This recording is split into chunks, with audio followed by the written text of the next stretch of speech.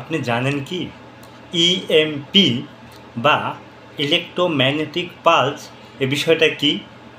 আপনি একটু কল্পনা করুন, আপনার শহর বা আপনার গ্রামে যত ইলেকট্রনিক্স ডিভাইস ছিল বা ইলেকট্রিক্যাল সার্কিট ছিল, হঠাৎ করে সবগুলো নষ্ট হয়ে গেল।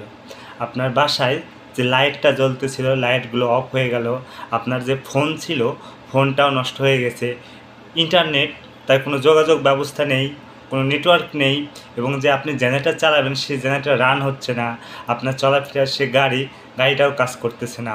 2024-এর জুলাইয়ের মাসের কথা চিন্তা করেন, শুধুমাত্র ইন্টারনেট বন্ধ ছিল। সেই কারণে আমাদের লাইফে কী ধরনের একটা প্রভাব পড়ছিল, মনে হচ্ছিল যে আমরা একটা বন্দি খাঁচার মধ্যে বন্দি হয়ে আছি, কোনো নেটওয়ার্কে কারোর সাথে যোগাযোগ করতে পারছি না ইন্টারনেটে, এবং এটিএম বুথে কোনো অর্থনৈতিক লেনদেন হচ্ছিল না। এটা শুধুমাত্র সিম্পল একটু পার্ট ছিল, কিন্তু যদি আপনার পুরো সিস্টেমটা ইলেকট্রিসিটি শর্ট ডাউন হয়ে যায়, কোনো জেনারেটর অন হচ্ছে না, কোনো গাড়ি চলতেছে না, কোনো কৃষি খেতে যে আপনি সেচ দিবেন সেটাও করতে পারছেন না কারণ আপনার মোটর অন হচ্ছে না, শহরগুলো তো অকেজো হয়ে পড়বে।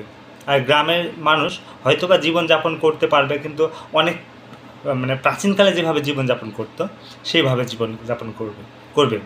এখন আসি সেই ইএমপিটা কি বা ইলেকট্রোম্যাগনেটিক পালসটা হচ্ছে একটা তড়িৎ চুম্বকীয় তরঙ্গর ঝাটকা, যার মাধ্যমে পুরো ইলেকট্রিক সিস্টেম বা ইলেকট্রনিক ডিভাইসগুলোকে ধ্বংস করে দেয়, এবং ইলেকট্রিক সিস্টেমটা সার্কিটটাকে সে ধ্বংস করে দেয়।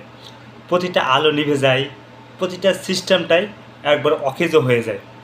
এইটা দুইভাবে হয়, একটা হচ্ছে প্রাকৃতিকভাবে, আরেকটা হচ্ছে কৃত্রিমভাবে, যা পারমাণবিক বোমার চাইতেও অনেক শক্তিশালী।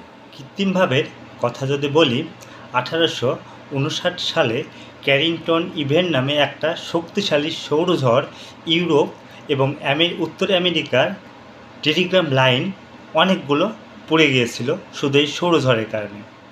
এবং 1989 সালে কানাডায় একটি উপদেশে একটি শক্তিশালী সৌরঝড়ের কারণে 12 ঘন্টার জন্য বিদ্যুৎ বিচ্ছিন্ন ছিল। এর চাইতে আরও বেশি মারাত্মক হচ্ছে কৃত্রিমভাবে যেটা সৃষ্টি করা হয় ইএমপি, সেইটা একটা পারমাণবিক বোমার চাইতেও এইটা অনেক শক্তিশালী। এটা দুইভাবে করা যায়, একটা হচ্ছে হাই অ্যাটিটিউড ইএমপি, এটা হচ্ছে বায়ুমণ্ডল থেকে অনেক উচ্চতায় একটা পারমাণবিক বোমা যদি বিস্ফোরণ করানো হয়, সেই বিস্ফোরণে আগুনটা পৃথিবীর মাটিতে আসতে পারে না, কিন্তু সে যে বিদ্যুৎ তরঙ্গটা ছড়ায় 1000 কিলোমিটার এলাকা জুড়ে, সেই পারমাণবিক বোমার তরঙ্গটা বিভিন্ন ইলেকট্রনিক্স ডিভাইস বা ইলেকট্রিক ডিভাইসগুলো একবারে পুড়ে নষ্ট করে দেয় সেই কৃত্রিমভাবে। আর দ্বিতীয়টি হচ্ছে ই বোমা, এটা কোনো পারমাণবিক বিস্ফোরণ ঘটাতে হয় না, এইটা এমন একটা বোমা, নির্দিষ্ট সরকারি যে সংস্থাগুলো থাকে, তাদের গোয়েন্দা সংস্থা থাকে, তারা যে কাজগুলো করে সেই অঞ্চল দিয়ে যদি এটা মারা হয়, তাহলে সেই এলাকার সম্পূর্ণ ইলেকট্রিসিটিটা অফ হয়ে যাবে, এরকম ধরনের সে